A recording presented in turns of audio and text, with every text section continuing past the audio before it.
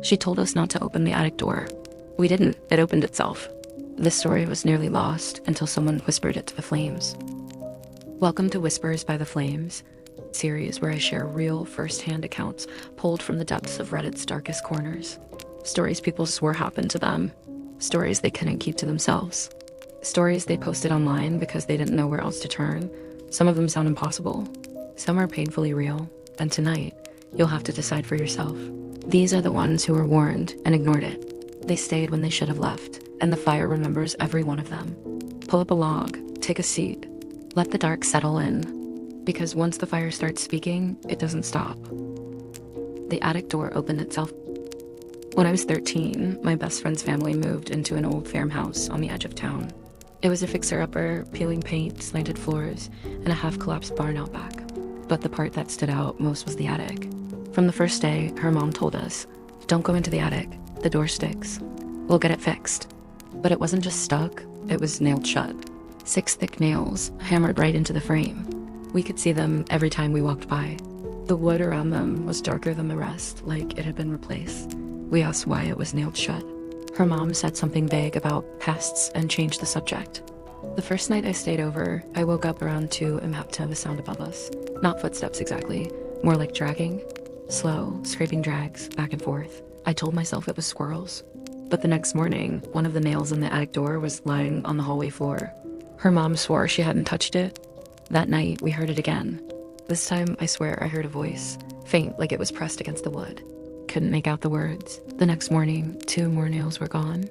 We decided to tell her mom. She looked pale, but just said, "Don't go near it." She even put a chair in front of the door. By the 3rd night, all 6 nails were gone. The door was just closed, not locked, just resting in the frame. We swore we wouldn't touch it. We kept our word. But around midnight, it opened. Not a slow creak, not with force, just wide open. The attic was pitch black. Cold air spilled out, and with it, a smell like damp earth and something metallic. We ran to her room, slammed the door, and stayed up until sunrise. When we checked in the morning, the attic door was nailed shut again. Fresh nails, same dark wood. Her mom acted like nothing happened. But when I was leaving that afternoon, I caught her in the hallway, staring at the door with her hand pressed against it, whispering something I couldn't hear. If a nailed shut attic door opened in the middle of the night, would you go look or leave the house right then?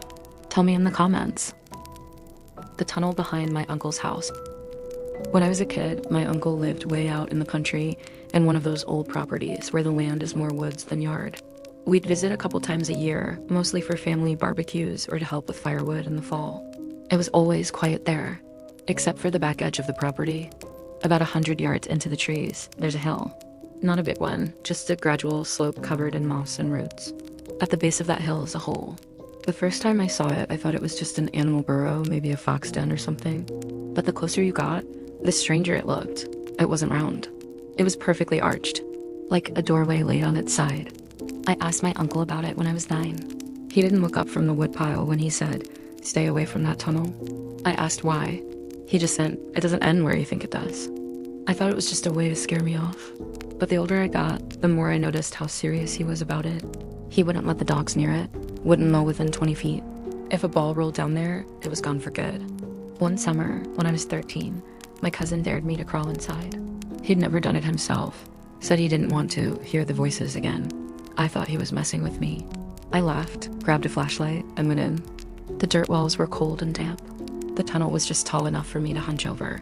After maybe 10 feet, it started to curve down like a slide. My flashlight caught carvings in the dirt, lines, symbols, shapes I didn't recognize. And then I heard something, not an animal, not wind, whispering. It was faint at first, like hearing someone talking in another room. But the deeper I went, the louder it got, until it was right next to my ear. It wasn't English. I don't think it was a language at all. It was wrong. Too many sounds at once. Too fast. My flashlight flickered and went out. I panicked. Crawled backwards as fast as I could. When I got out, my cousin was pale and shaking. "You were gone for an hour," he said. I looked at my watch.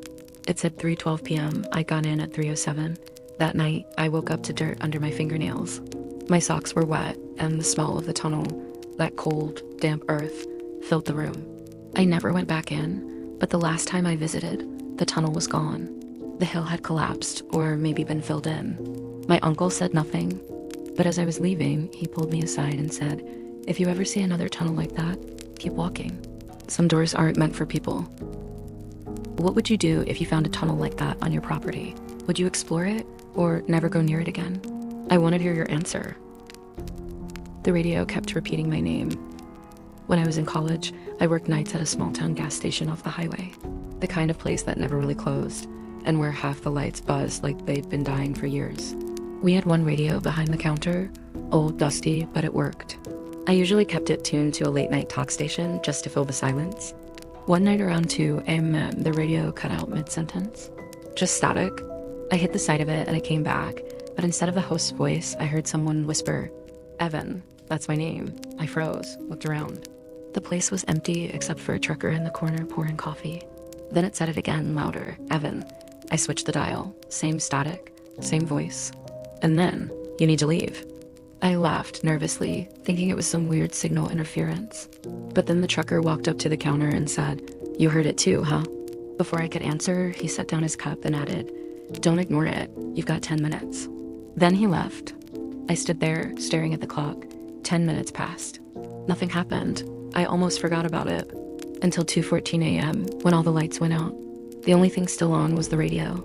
It wasn't static anymore. It was my own voice, laughing, and then it said, "We warned you once."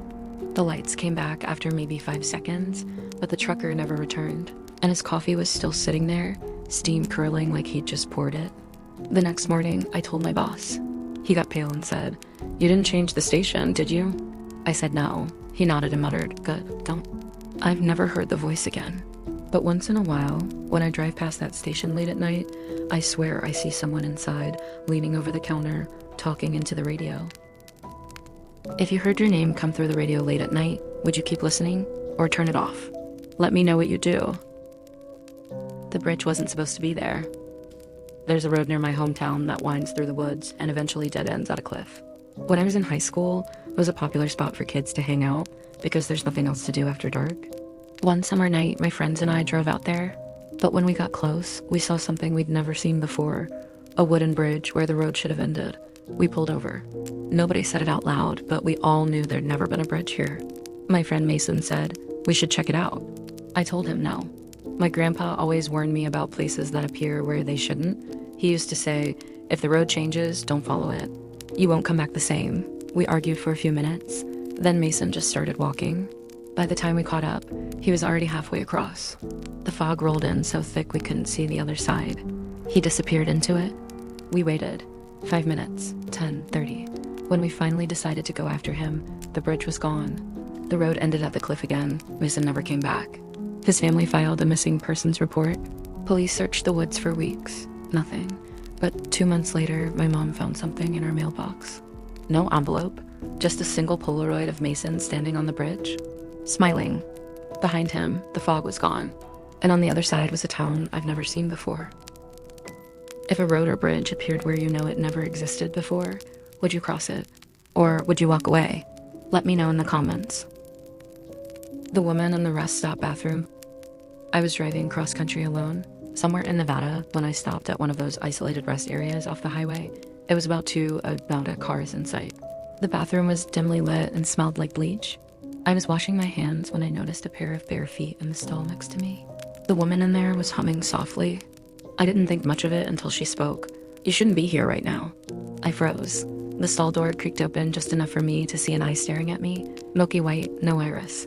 I bolted for the exit, but when I got outside, there was no one else in the building, no bare feet, no humming, and my car door was wide open. Inside, on the driver's seat, was a wet paper towel folded into a perfect square.